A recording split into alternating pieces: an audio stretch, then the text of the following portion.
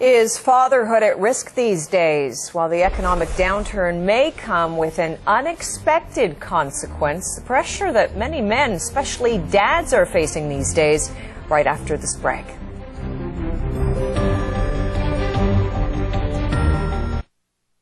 Welcome back. Glad you're with us this morning. For many men, losing their jobs is not only a blow financially, but it's a hit in their self-esteem, their confidence. And for men who are fathers, the inability to provide for the families can be devastating. It can be very difficult for sure. Tom Watson is the author of Man's Shoes. He's here to tell us about how one casualty of a recession can be fatherhood, entire families as well. Good of you to join us. Good morning. Well, thanks for having me on your show. Tom, it is in fact often families who pay the ultimate price for tough economic times. So what happened to you?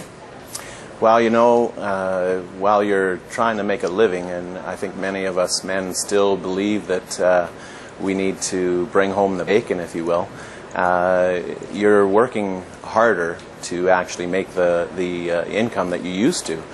Sometimes we're looking for work. Sometimes we're having to work extra hours or double jobs, traveling farther for work now, away from home more, and it's a difficult task trying to maintain the lifestyle that we once enjoyed. So you know, it's a challenge. So what advice do you have, sir? Well, you know, the first thing that I tell people is that one of the biggest mistakes I made was taking too much time away from my family. And when I was there, I was distracted. I was exhausted mentally and not really there for my wife, not really there for my kids. I was there physically, but I wasn't there mentally. So be there, at least mentally and physically, when you are there, and be excited about being there.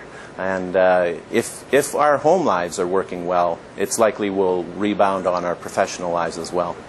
A number of points that we have here on how to be a better father. One of them is unconditional love can change your life. If you're man enough to have kids, be man enough to step up, be responsible for them.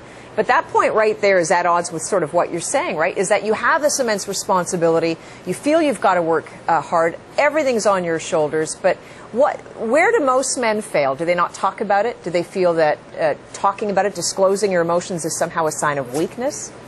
Oh yeah, for sure. I mean, most men are not geared to talk about those types of things. We talk about the Blue Jays, or we'll talk about the hockey game, but we won't talk about our inner feelings that much. You know, I'm a foster child. I went through 13 foster homes when I was young, and what I learned through that time was that there was a real need for mentorship from a father figure, which I didn't really get until my 13th foster home. So opening up and talking, sharing time, being real about the real issues in my life and in my children's life and in the life of my wife and myself is really where I've had the greatest success once I realized that. Is there some counter pressure here, though?